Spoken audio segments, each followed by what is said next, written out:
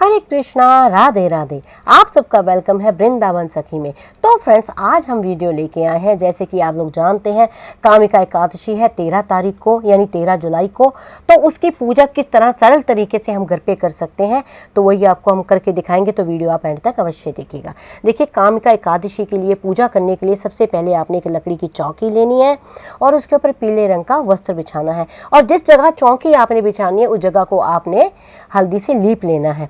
फिर उसके बाद देखिए, कामिका एकादशी के लिए हमने अपनी एकादशी का जो महत्व है उसको विराजमान किया है। और कामिका एकादशी पे विशेष पूजा होती है भगवान शालिग्राम जी की, यानी शालिग्राम जी को हम यहाँ विराजमान करेंगे। शालिग्राम जी की जो पूजा होती है वो सबसे विशेष होती है। और पूजा से पहले हम भगवान शालिग्राम जी का स्नान कराएंगे। स्नान के लिए हम एक पात्र लेंगे, तो पात्र में हम थोड़े से पुष्प बिछाएंगे, भगवान को आसन देंगे और भगवान को हम जो है इसमें विराजमान करेंगे और इनका स्नान कराएंगे। तो देखिए, जो कामिका एकादशी है इस पे स्नान होता है विशेष गाय के दूध से, यानी गाय के दूध का उपयोग विशेष होता है। गाय के दूध से स्नान कराया जाता है और गाय के दूध से ही जो है भगवान को भोग लगाया जाता है। तो इस तरह से हम भगवान शालिग्राम जी को स्नान कराएंगे गाय के दूध से। तो देखिए, हमने दूध से स्नान करा दिया है। अब हम भगवान को कराएंगे सादे जल से स्नान। तो दूध का स्नान हो गया है, अब हम सादे जल से भगवान का स्नान कराएंगे इस तरह से। फिर हम भगवान को उठा के शालिग्राम जी को इस तरह एक कपड़े के ऊपर रख के पोंछ लेंगे इनको। तो अब हमने इनको सिंहासन पे विराजमान कर दिया है शालिग्राम जी को। अब हम करेंगे इनका श्रृंगार। तो देखिए, जिस तरह हम अपने गोपाल जी का श्रृंगार करते हैं उसी तरह हम भगवान शालिग्राम जी का भी श्रृंगार करेंगे। और उनको देखिए, ये हमने मुकुट धरा दिया है। अब हम इनके ऊपर लगाएंगे मोर पंखी, यानी मोर की कलंगी। तो अब भगवान जी को हम लगाएंगे मोर की कलंगी। तो इस तरह से देखिए, भगवान का श्रृंगार हम कर रहे हैं, क्योंकि भगवान का श्रृंगार जो है सबसे सुंदर और एकदम ऐसे लगना चाहिए कि जैसे ठाकुर जी साक्षात विराजमान है। और देखिए, अब हम उनकी गादी सेवा करेंगे, यानी गादी पे भी भगवान की हम माला लगाएंगे इस तरह से। तो देखिए, हमने ठाकुर जी का श्रृंगार कर दिया है भगवान शालिग्राम जी का। अब हम इनको देंगे हाथ में वंशी। तो ये हम वंशी भी ठाकुर जी को धरा रहे हैं। तो अब हम आरंभ करेंगे पूजा। तो देखिए, पूजा के लिए सबसे पहले हम भगवान जी को तिल अर्पण करेंगे, क्योंकि जो एकादशी की पूजा होती है उसमें जो है चावलों का, यानी जिसको अक्षत कहा जाता है, उसका आसन नहीं देते हैं। तो हमने जो हमारा महात्म है उनको भी आसन दिया और ठाकुर जी को भी हमने आसन दिया है तिली का। और हम पुष्प भी ठाकुर जी को चढ़ाएंगे इस तरह से। और जो हमारा महात्म है उसको भी पुष्प चढ़ाएंगे। और ठाकुर जी को वस्त्र रूपी हम कलावा भेंट में देंगे और वस्त्र रूप ठाकुर जी को हम जनेऊ भी भेंट में देंगे।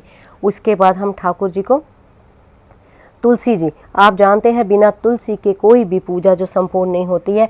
ठाकुर जी की पूजा में तो तुलसा जी जो अवश्य होती है, तो हम ठाकुर जी को भेंट में तुलसी भी देंगे।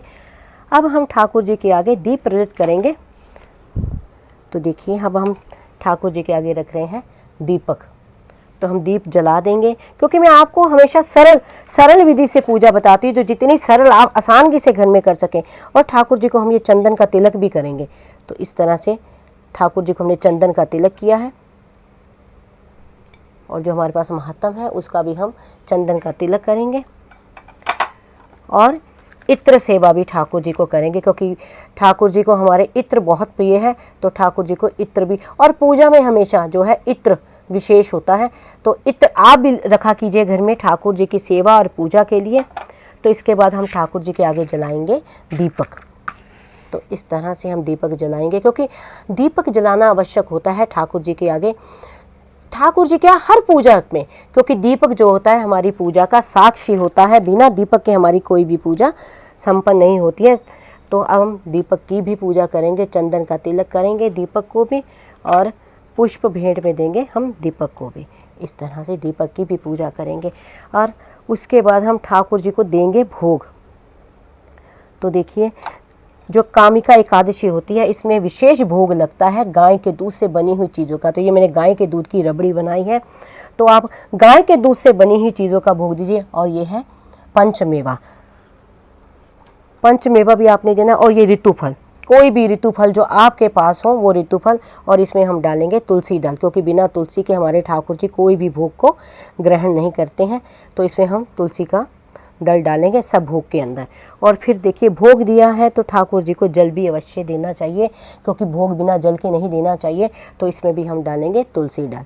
क्योंकि बिना तुलसी के तो हमारे जो ठाकुर है भोग को ग्रहण नहीं करेंगे। फिर इसके बाद हम यहाँ पे रखेंगे एक पानी का लोटा और हाथ में थोड़े से तिल और पुष्प लेके हम जो कामिका एकादशी है इसके महत्व का पाठ करेंगे, क्योंकि हर एकादशियों का अपना अपना महत्व होता है। और ये सावन की सबसे पहली एकादशी है और चातुर्मास की भी सबसे पहली एकादशी है। और सावन भी इस बार ठाकुर जी की कृपा से 2 महीने का है। इसमें चातुर्मास, इसमें पुरुषोत्तम मास लग रहा है, जिसको अधिक मास और माल मास भी कहा जाता है। तो ये बहुत ही महत्व है इस बार जो एकादशी आ रही है, जो इस मास की एकादशी है और जो इस माह का विशेष महत्व है। तो इस तरह से हम जो है अपना महत्तम का पाठ करेंगे। उसके बाद जो ये हमारे पास पुष्प और तिल है, हम इस तरह से इसमें छोड़ देंगे जल में, और जो ये जल है इस जल को बाद में सूर्य देवता को अर्घ दे देंगे। अब हम ठाकुर जी की आरती करेंगे। तो आरती हम करेंगे कपूर से ठाकुर जी की। तो देखिए कपूर हम इस तरह से जलाएंगे। और हमेशा एकादशी पूर्णमासी पे आप प्रयास किया कीजिए हवन करने का। अगर आप हवन नहीं कर पाते हैं तो आप इस तरह सूक्ष्म हवन जिसे कहा जाता है वो करा करो। जिस तरह मैं आपको हमेशा बताती हूँ, 2 लौंग आपने लेने हैं। देखिए इस तरह से 2 लौंग का जोड़ा लेना है और आपने प्रयास करना लौंग के ऊपर फूल हो। जिस तरह से ये फूल देख रहे हैं फूल अवश्य होना चाहिए, और आप इस तरह कपूर में डाल दीजिए। तो जो आपका हो जाएगा सूक्ष्म हवन, यानी हवन आपका हो जाएगा छोटा सा। और हम ठाकुर जी की आरती करेंगे। ओम जय जगदीश हरे। ये आरती आप सबको आती होती है ऑलमोस्ट। जब अगर नहीं आती है तो भी आपको टेंशन लेने की किसी तरह की कोई आवश्यकता नहीं है। आप इसको टीवी में चला के भी आरती कर सकते हैं। मैं यही बात हमेशा आपसे कहती हूँ कि पूजा में हमेशा भाव प्रधान होता है। क्रिया तो हमें करनी चाहिए, लेकिन भाव जो होता है भाव विशेष होता है। भाव से की गई पूजा जो है ठाकुर जी स्वीकार करते हैं। तो इस तरह से हम ठाकुर जी की आरती करेंगे।